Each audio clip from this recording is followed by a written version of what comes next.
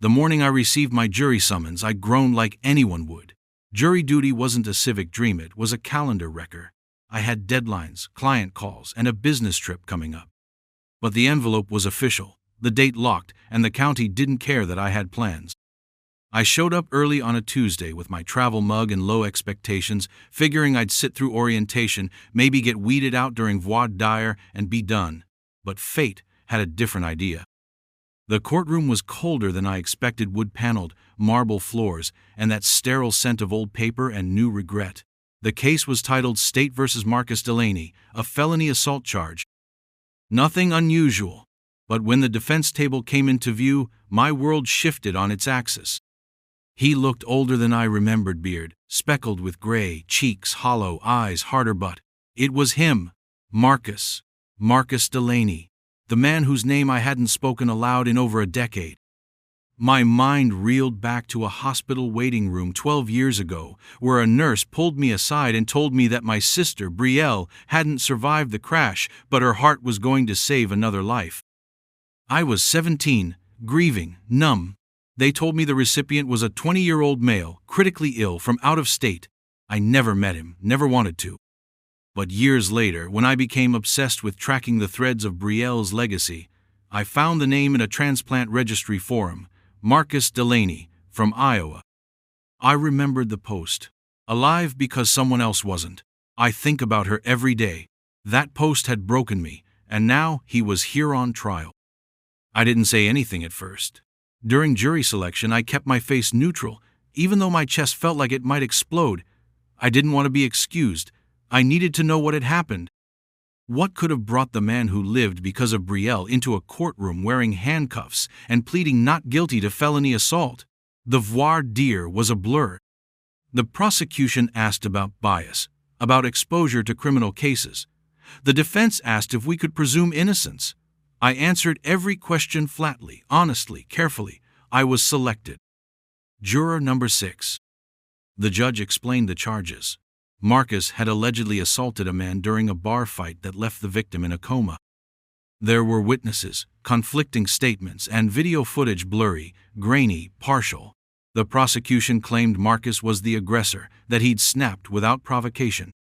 The defense said he acted in defense of a woman being harassed. As opening statements began, I sat frozen in that oak chair, barely hearing the words. My eyes were locked on the defendant's chest. The chest that carried my sister's heart. Every beat of it made me nauseous. I wasn't sure if it was grief, shock, or betrayal, but I couldn't look away. During the first break, I ran to the courthouse bathroom and vomited. I didn't tell anyone why.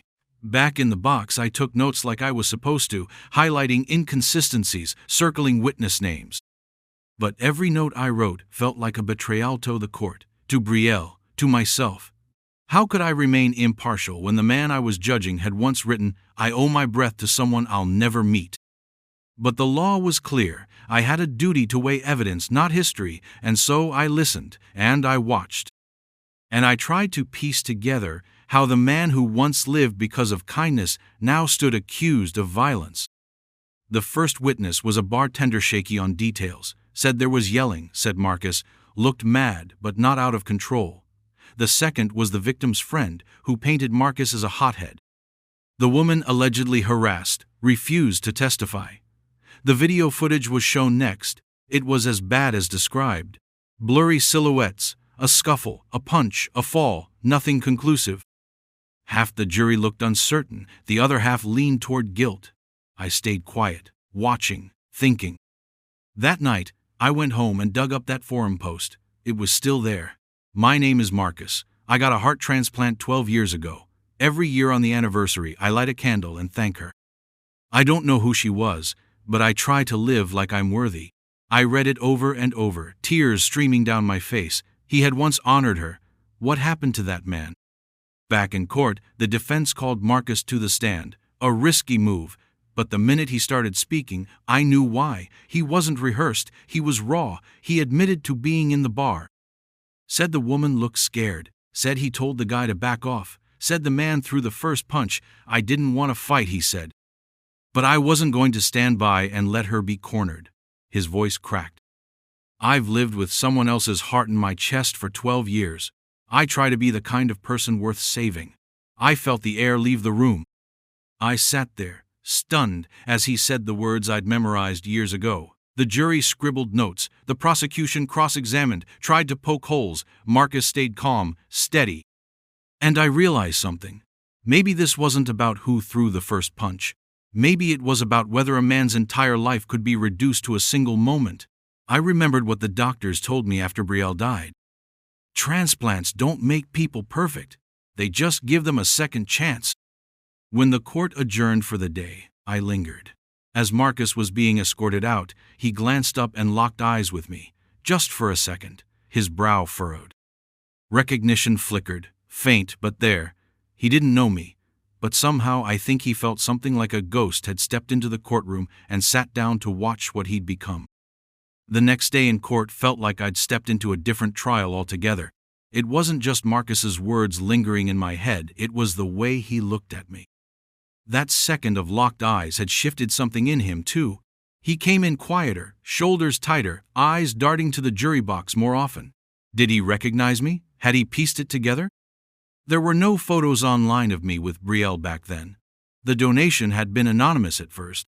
But I'd posted in a transplant message board 2 years after the crash just one message, under a pseudonym.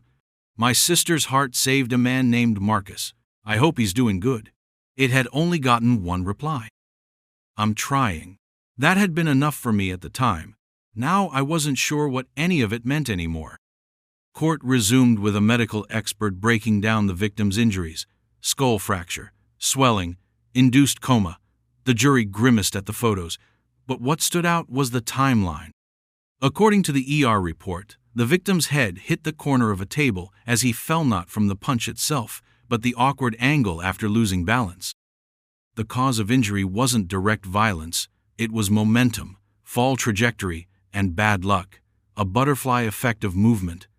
So if the punch hadn't caused the fall, the defense asked? He might have walked away with a bruise, the doctor confirmed. He might not have even fallen.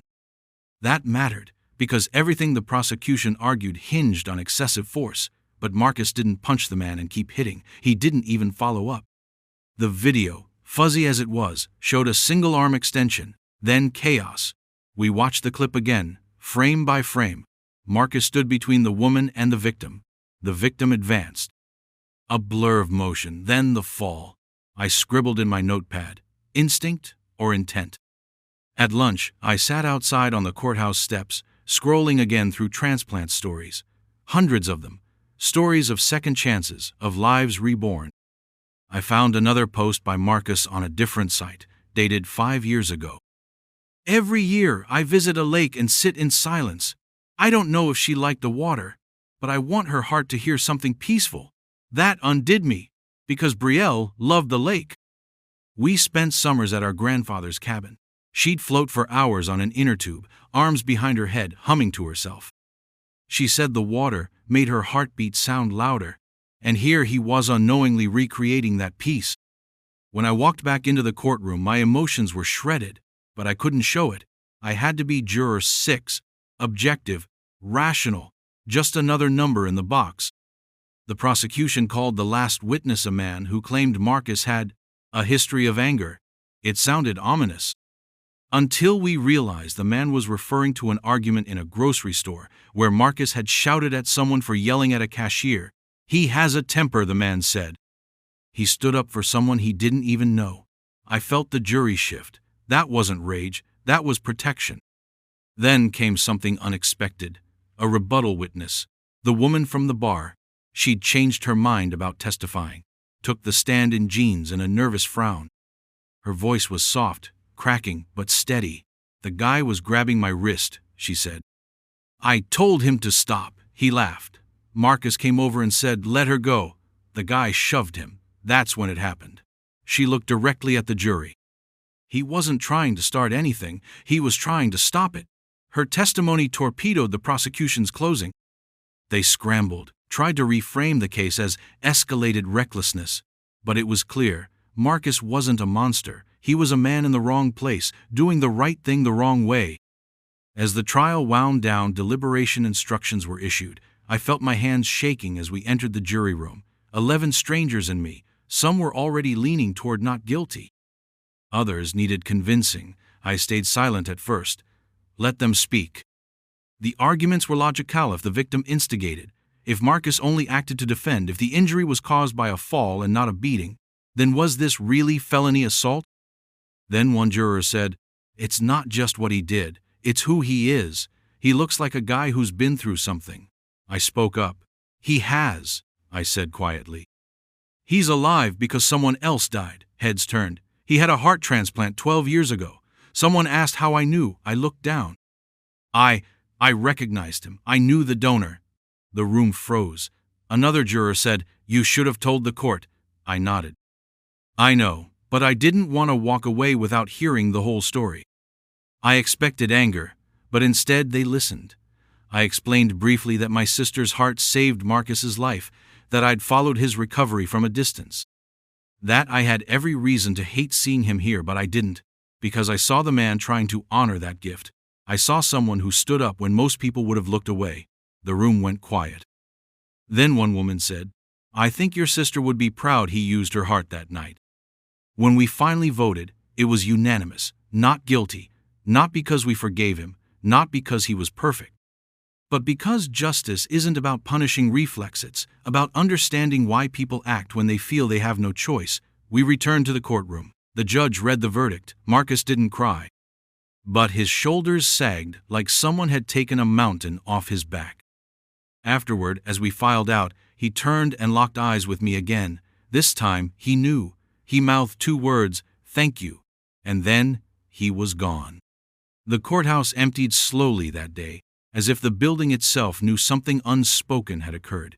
Jurors peeled away in pairs, shaking hands, exchanging last words before vanishing back into their own lives. I stood on the sidewalk, heart pounding with the weight of what had just unfolded, not just in the jury box, but in my soul. Marcus Delaney had walked free, and I'd helped make that happen. Not out of pity, not even forgiveness, but because the truth mattered more than my past. Still, I hadn't planned on seeing him again. Trials end, jurors vanish. But some stories have other ideas. I was walking toward my car when I heard my name. Not Juror 6, my name, Eli. I turned.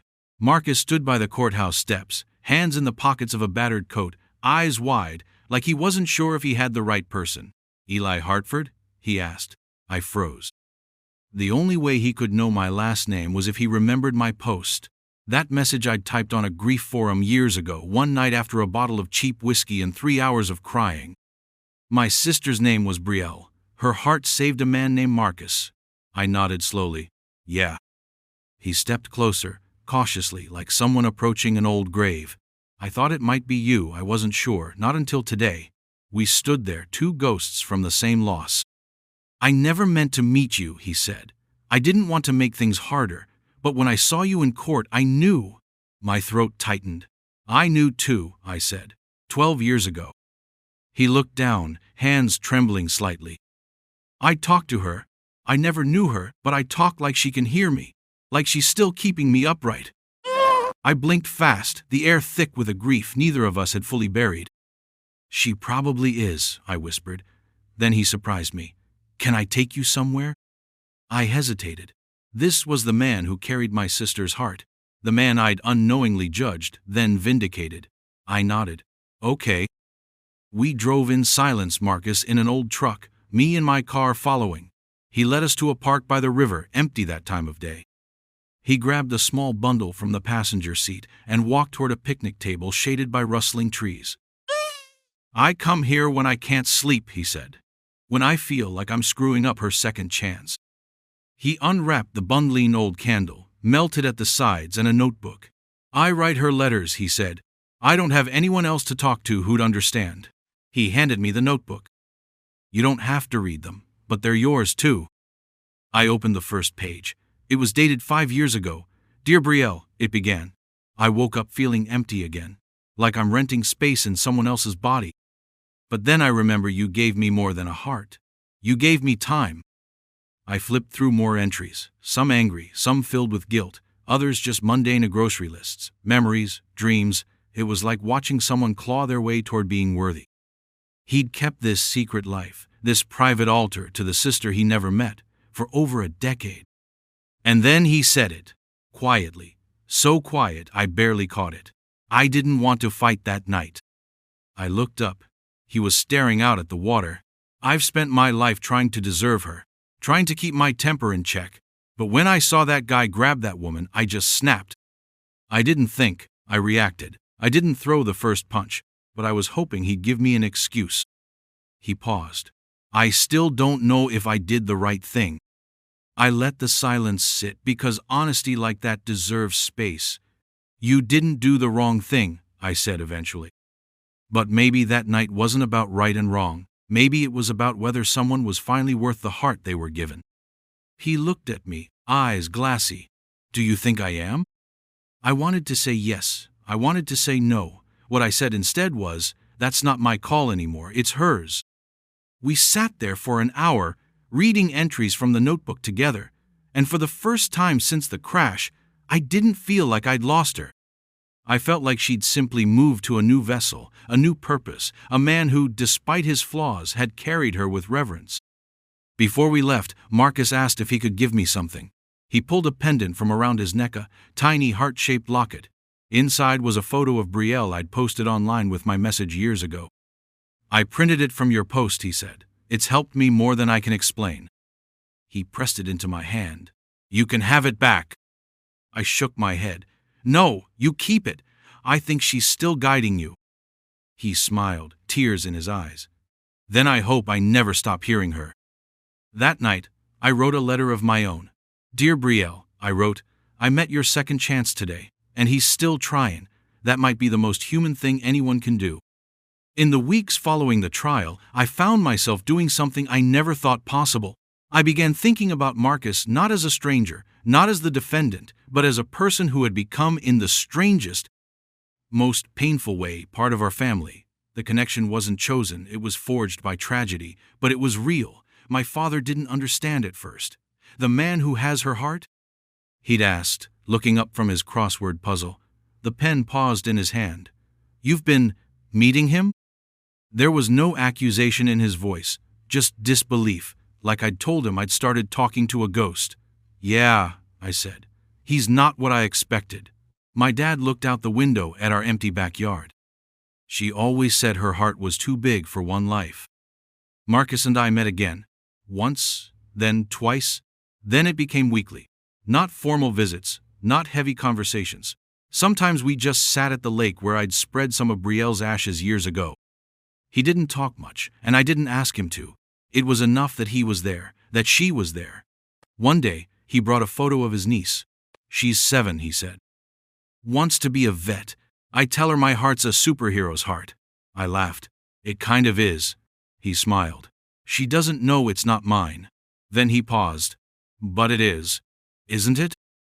And in that moment, I realized he wasn't asking for permission to keep her memory alive. He was asking to be part of it. So I made the call.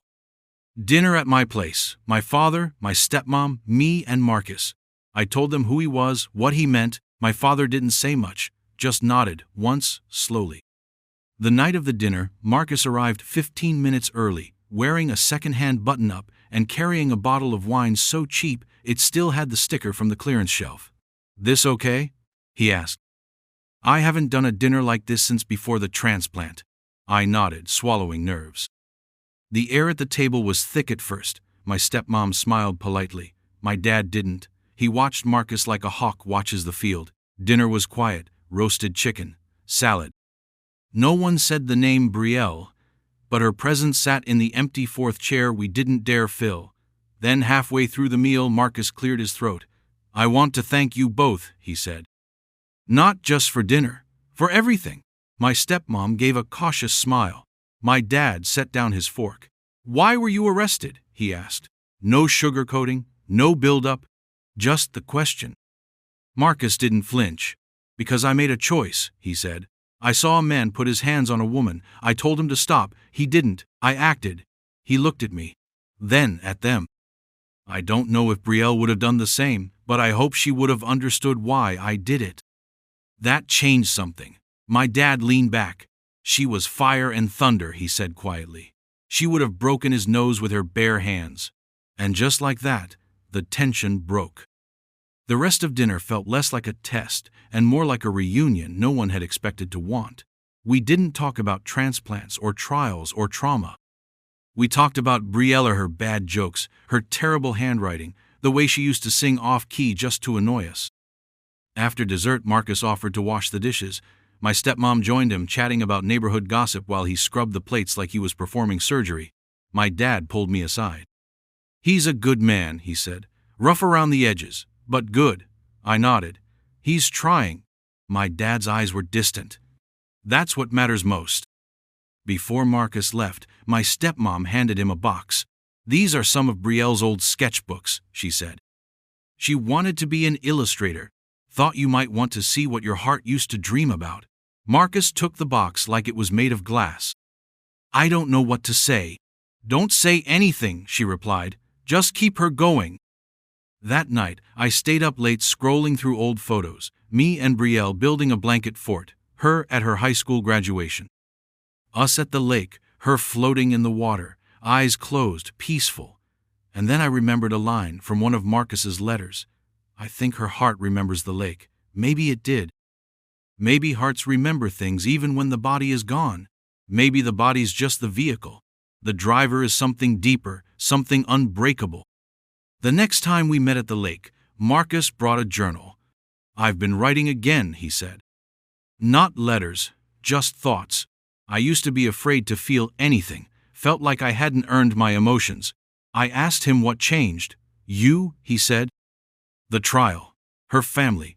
I realized I can't keep running from the person I used to be, or the person I'm becoming." We sat in silence again, a comfortable silence. He asked if he could read me something. I nodded. He opened the journal and read a passage. "Grief doesn't end, it just gets quieter. Like a song fading at the end of a record, but the melody never really leaves, it stays, it lives, somewhere between the ribs, somewhere in the second chance." I cried, openly, and he didn't flinch, didn't look away, just sat beside me while I finally let 12 years of silence fall apart, and when it was over, I felt lighter, not healed, but closer. Like Brielle's heart had finally said everything it needed to say. Grief has a way of trickling back into your life just when you think you've finally learned how to carry it. And for all the peace Marcus and I had found, for all the trust we'd built, neither of us was ready for what happened next. It started with a missed call. I was at work, buried in emails, when I noticed Marcus had rung me twice unusual, since we normally just texted. I called him back immediately. No answer. Then another call came through, but it wasn't from him, it was a nurse. "You're listed as Marcus Delaney's emergency contact," she said. "He's just been brought into Mercy General Cardiac Arrest. We're stabilizing him now." The rest of her words blurred into static. My skin went cold, my mouth went dry. Cardiac arrest. The irony hit me like a truck. The man with my sister's heart, his heart had stopped. I got to the hospital in less than 20 minutes. The ER smelled like antiseptic and fear. Nurses buzzed by in scrubs. I stood at the front desk, breathless, until someone finally led me to the waiting room. A doctor appeared a few minutes later, a middle-aged man with tired eyes and a clipboard tucked under one arm. "He's stable for now," he said. "We got him back after 4 minutes of compressions." But the heart's old. Not biologically, of course, it's just that transplanted organs tend to weaken over time. "He needs another transplant." My knees buckled. I sat down hard. Another transplant? Another life, another donor, another prayer. "What if he doesn't get one?" I asked. The doctor looked at me carefully. "Then the next episode could be the last." Marcus was sedated, hooked up to monitors, tubes trailing like tangled nerves across the room. The beeping of machines echoed in the stillness.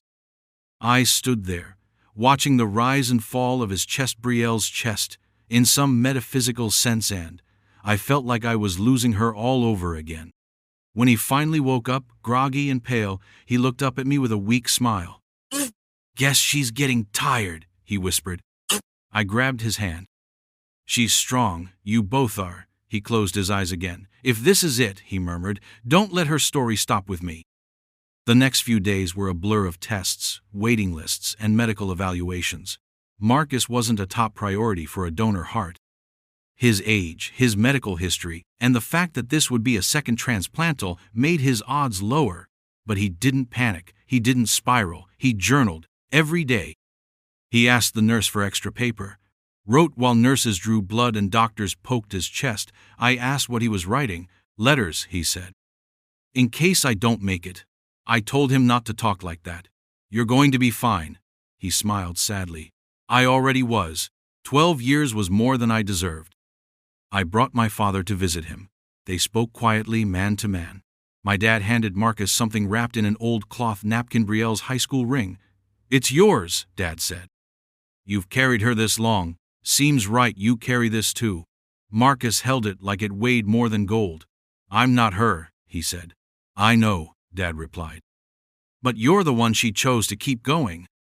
Meanwhile, I threw myself into the transplant system, calling coordinators, lobbying advocacy groups, begging friends in the medical field for advice. Nate built a website overnight. Heart for Marcusan. By the next morning it was trending.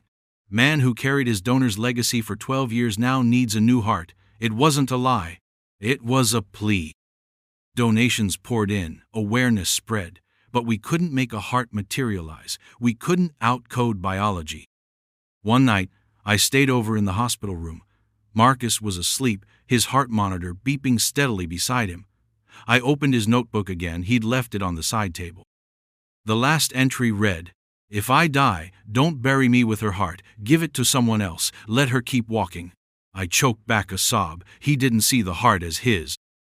He saw it as hers, on loan, moving through the world until it was ready to pass again. But that's not how transplants work. You can't retransplant a used organ. It ends with the second host. And he knew that. He wasn't asking to be saved, he was asking to be remembered. The next morning, things got worse. His vitals dropped. The doctors rushed in. They stabilized him again, but it was clear time was slipping. That evening, the transplant coordinator came in with news: a possible donor match. A car accident victim, early 20s, brain dead, blood type match. The family was still deciding. "He's second in line," the coordinator said. "If the first recipient doesn't clear medical checks, it's his." Marcus just nodded. I hope that kid's family knows what they're doing is sacred. I left the hospital that night with my gut twisted. I drove to the lake, sat on the dock, and I talked to Brielle, out loud. "If you're still in there, if any part of you is helping him hang on, I need you to keep going just a little longer, please." Maybe it was stupid, maybe it was just for me. But I swear the wind shifted when I said it. The trees went quiet, and for a second, I didn't feel alone. 2 days later, the call came. The other recipient had an infection. He was disqualified. Marcus was next. The surgery was scheduled for that night.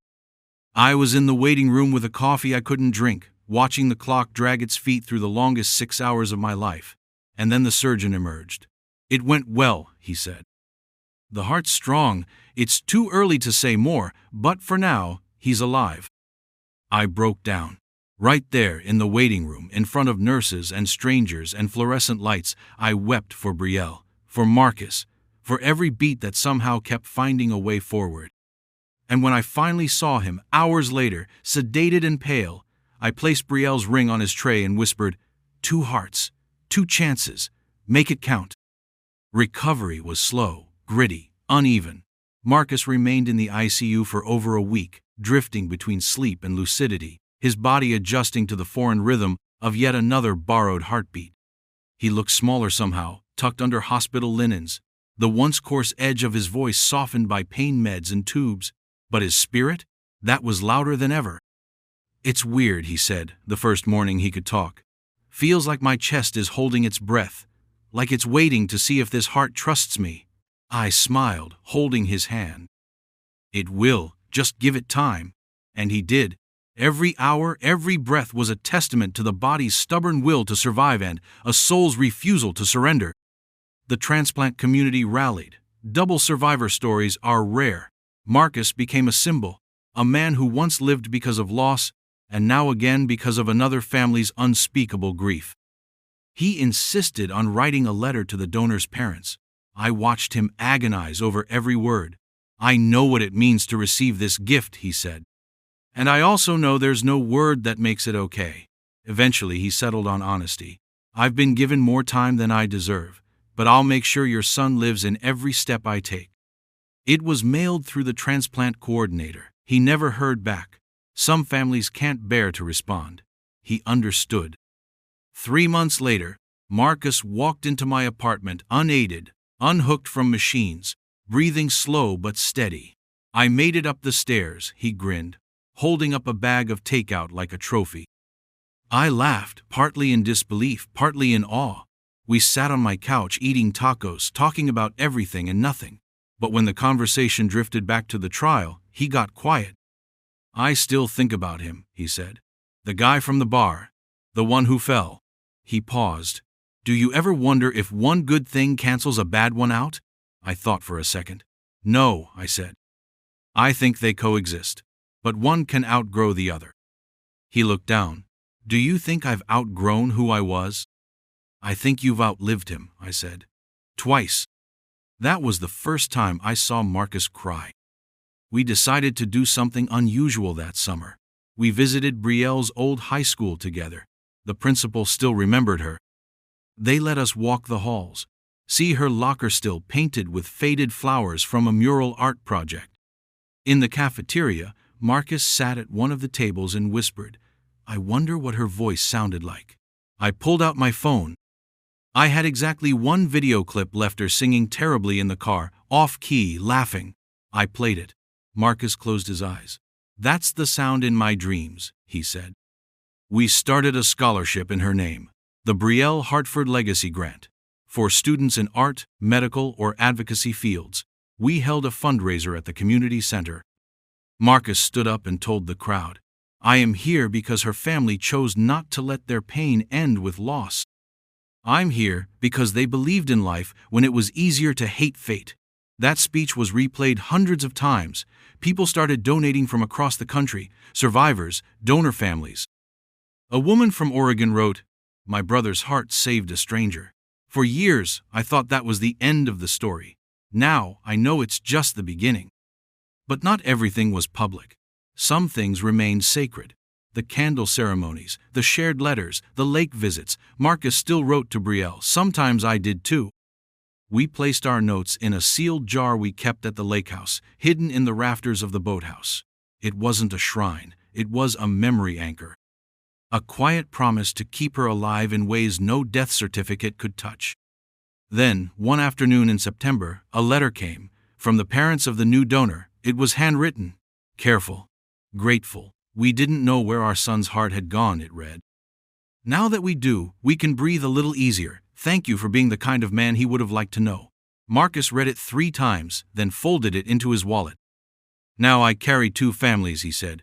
2 hearts, 2 chances, no room to waste either." The anniversary of Brielle's passing came a month later. We held a small memorial, just family, a few friends, Marcus. My dad gave a short speech. "We can't always understand why people leave us, but if we listen closely, sometimes we realize they haven't. Not really." Then he looked at Marcus. "Some parts of our children live beyond our grief, and in this case, one part decided to keep walking." Marcus spoke last. He didn't prepare anything. Just stood there, his voice shaking, and said, "I don't know how to say thank you for 12 extra years. I don't know how to deserve a 13th. But I know that with every heartbeat, I'll try." After the ceremony, we stood by the water. It was sunset. The sky burned orange and gold. "She'd love this," I said. Marcus nodded. "I think she's here." I asked how he knew. "Because I'm still standing," he said. "And that's something I stopped believing I could do a long time ago." In the months that followed, Marcus began volunteering at a transplant center. Not for press, not for attention, just to sit with the newly stitched up and scared. He'd walk in, grin, and say, "I've done this dance twice. You've got this." They believed him, because he carried proof in his chest. Our story didn't end with a trial. It didn't end with a transplant. It continues every day, quietly, like a steady pulse beneath the noise of life. And while the courtroom verdict was read aloud and finalized in ink, the real verdict lives in the echo of footsteps that kept going when they didn't have to. It lives in letters, in lake water, in laughter over tacos, in two families bound by tragedy, stitched together by a shared heartbeat. It lives in every second chance that refuses to be wasted.